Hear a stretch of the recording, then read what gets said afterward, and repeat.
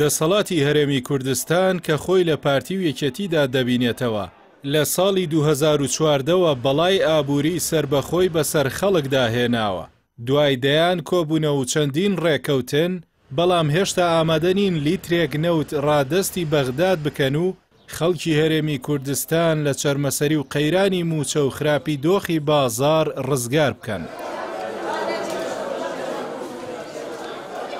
دوای 83 ڕۆژ پەیتا موچەخۆرانی هەرێمی کوردستان موچەی مانگی 5 وەردەگرن، بەڵام دووبارە چاوشارکەی هەبوون و نەبوونی موچە بۆ مانگەکانی 6 و 7 دەستی پێکردووەتەوە.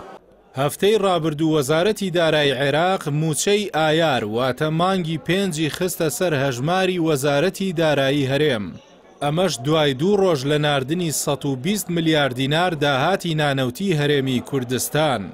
ئێستاش بە هەموو ئاماژەکان موچەی مانگی 6 بەستراوە بە ڕادەستکردنی داهاتی نانەوتی بە حکوومەت و نەوتی بەرەمێنرا و بە کۆمپانیای سۆمۆوە، بەڵام دیار نییە هەرێم کەی دێتە ژێرباری جێبەجێکردنی ئەم دوو مەرجە، بە تایبەت کە هێرشی سەر ژمارەیەک لە کێڵگەنەوتیەکان بۆ حکوومەتی ماوە بەسەرچووی هەرێم بووەتە پاساوێک کە ئەو بڕەنەوتەی ڕێکەوتنی لەسەر کراوە ڕادەست نەکات.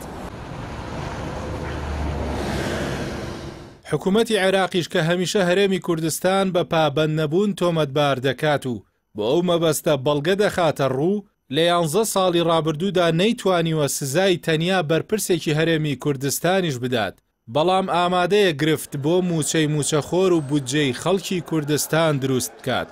هاوڵاتیانی هەرێمی کوردستان لە بەردەوامی ڕێکەوتنەکانی نێوان هەرێم و بەغداد و دڵ و نیگەرانن.